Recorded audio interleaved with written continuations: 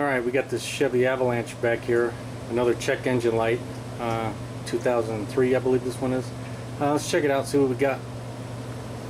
Alright, as you can see we got a P1133, which as you can see, bank 1, sensor 1, oxygen sensor insufficient switching.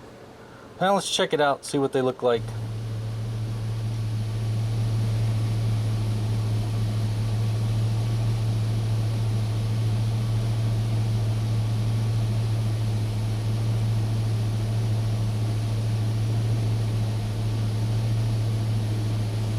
As you can see right there, there's our 4 oxygen sensors, the heater portion of it.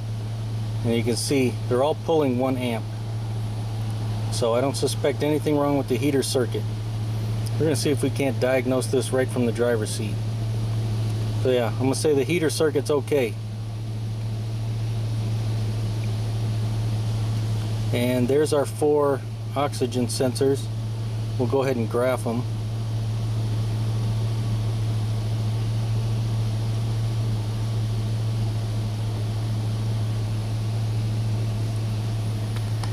Let's see what they're doing. So we got bank 1 sensor 1, bank 1 sensor 2, bank 2 sensor 1, bank 2 sensor 2. So this is bank 1, this is bank 2. You can see this one's moving good, especially even for just an idle. We're looking pretty good. Give it a little gas.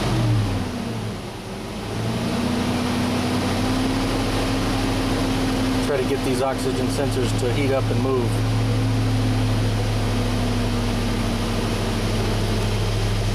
So you can see this one's fixed at about 600 millivolts. It should be switching. We should see it switch just like this one.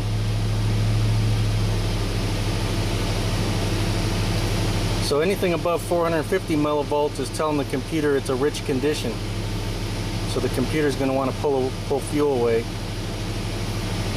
And you can see it's not moving, just sitting there, stuck rich, about 600. Where this one's moving good, and you can see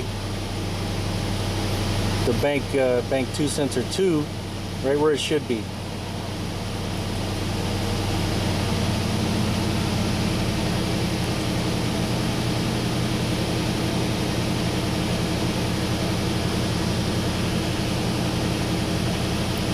Give it a snap throttle, see if we can make this move just a little bit.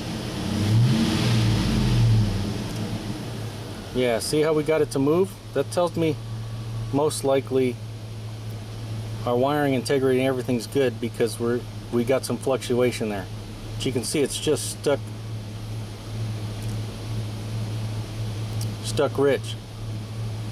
But yet our downstream is telling us that we are lean, really lean.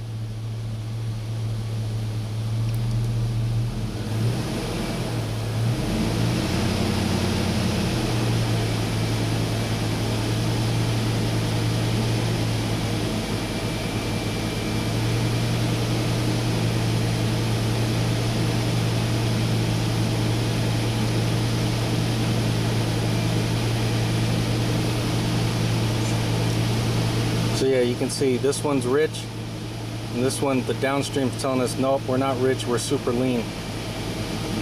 So one of them's lying. And GM has pretty good strategies for these oxygen sensors. So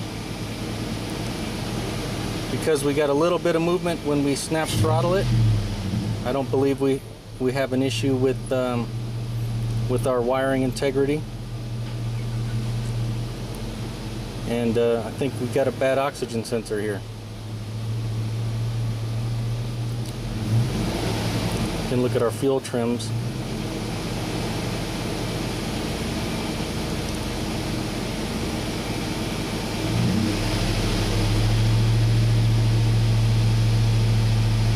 You can see bank 1, we're pulling way in the negative on bank 1 because the computer thinks it's rich.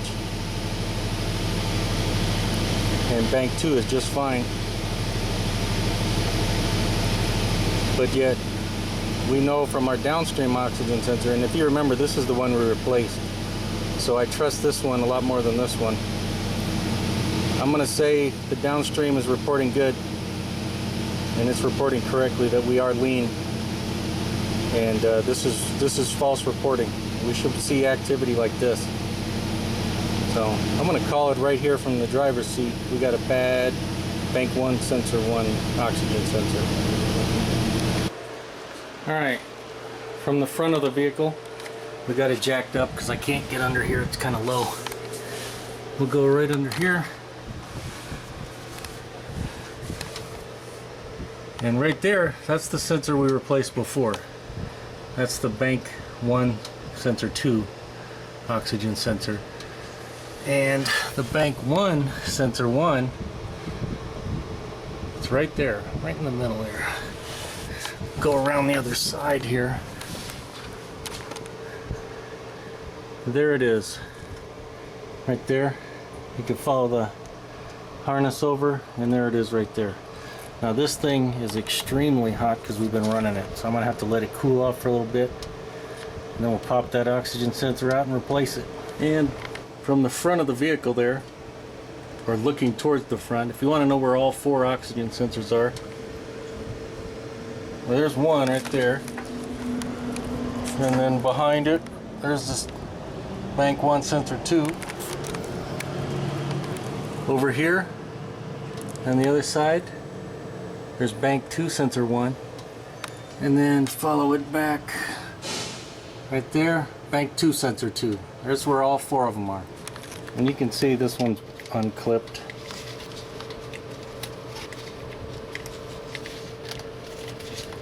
You just have to pull this tab out.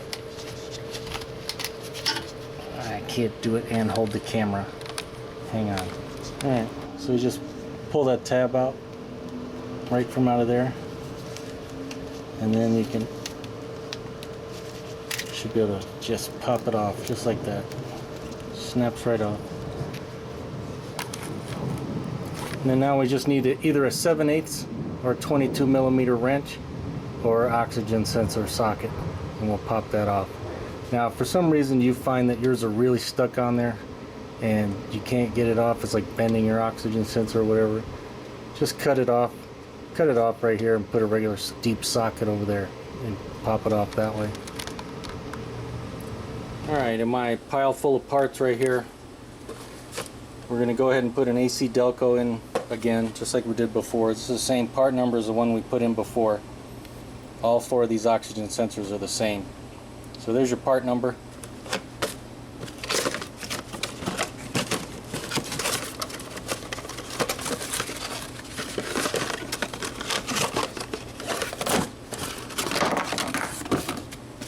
There's your oxygen sensor. If you look close, as you can see, there's already some anti-seize on these threads. So if yours doesn't have any anti-seize on there, make sure you put some on there. Whoever takes it off after you will thank you.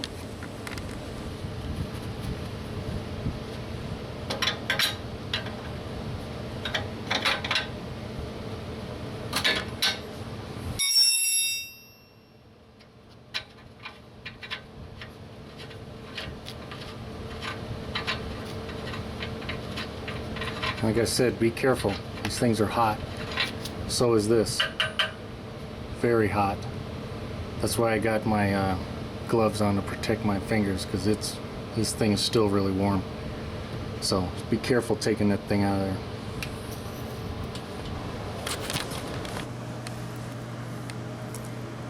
there. And although the plugs look the same, you can tell this is not the same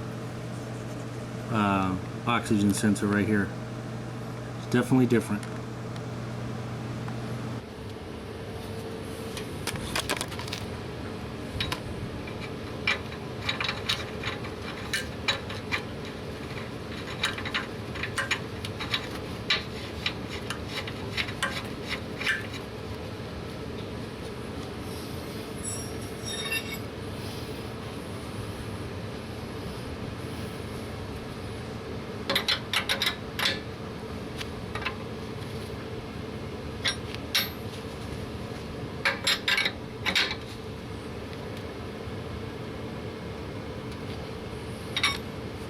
Snug it up pretty good.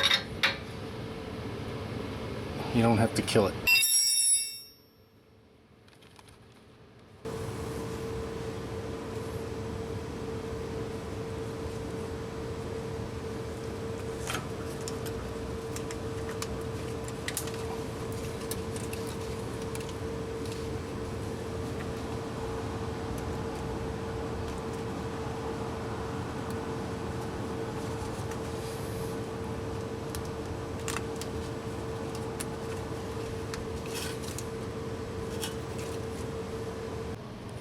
Alright, there you go, finished install.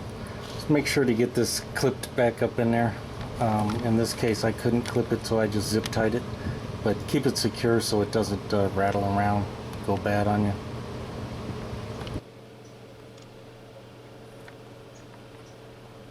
Alright, let's verify our repair.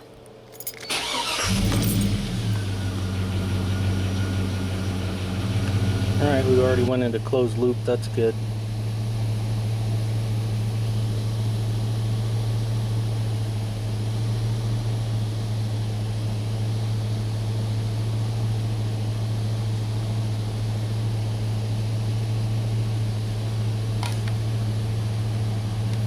You can see those oxygen sensors look good now.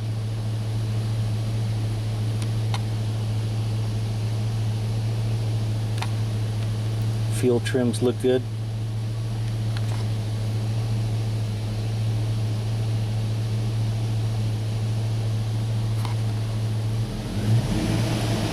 Rev it up a little bit.